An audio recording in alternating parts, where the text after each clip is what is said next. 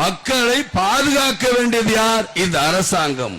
பேசும்போது பார்த்தா ஜனநாயக பத்தி பிரமாதமாக பேசுவாங்க, ஆனால் மக்களை பாதுகாக்க மாட்டாங்க. அவங்க கட்சிக்கு மாத்திரம் வந்தா மாத்திரம் பழைய கட்சி தலைவர் உடனே பாதுகாப்பு கொடுக்க சொல்லுவார், வேற எந்த கட்சிக்காரனுக்கு பாதுகாப்பு கொடுக்க கூடாது. ஆனா ஓட்டு கேட்கும் போது மட்டும் வருவார்.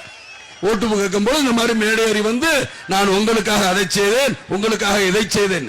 எனக்காக நீங்க ஒன்னும் செய்ய வேணாம், இந்த மக்களுக்காக இதை செய்ய, இந்த மக்களுக்கு பாதுகாப்பு கூட. இந்த மக்கள் என்ன பாவம் பண்ணாங்க? இந்த மக்கள் மாத்திரம் ஓட்டு போட்டா மாத்திரம் உங்களுக்கு வந்து அல்வா சாப்பிட்ட மாதிரி இருக்கு. ஆனா இந்த மக்களுக்கு பாதுகாப்பு மட்டும் கொடுக்க மாட்டீங்களா?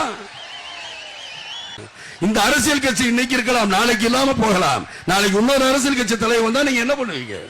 ஆனால் உங்களுக்கு என்னைக்கும் மக்கள் தான் தெய்வம், அவர்கள் தான் எஜமானர்கள். அந்த மக்களைத்தான் நீங்கள் பாதுகாக்க வேண்டும், தவிர அரசியல்வாதிகளை நீங்கள் பாதுகாக்க தேவை கிடையாது.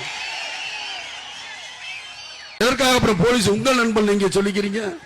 எதற்காக நீங்க வந்து எல்லார்ட்டையும் பேசுறீங்க? பேச வராதீங்க. உங்களுக்கெல்லாம் நாங்க மரியாதை வச்சிருக்கோம். காவல்துறையினால் காக்கி சட்டை மேல ஒரு மரியாதை வச்சிருக்கோம். அந்த மரியாதை வேற மாதிரி போயிடாம தயவு செய்து பாதுகாரு.